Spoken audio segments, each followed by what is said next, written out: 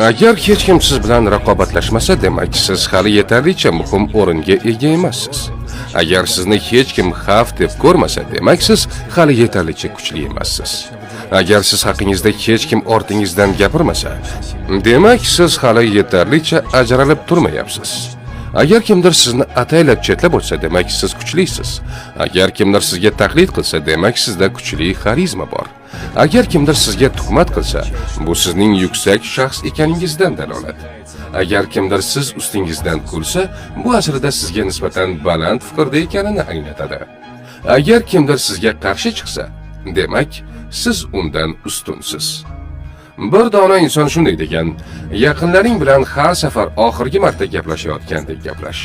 Chunki keyingi suhbatda siz aytgan gaplardan hech qachon pushaymon bo'lmasligingiz kerak. Achchiq bo'lsa ham rost gapni ko'zlariga qarab ayting. Odamlarga mehringizni va hurmatingizni ayamang.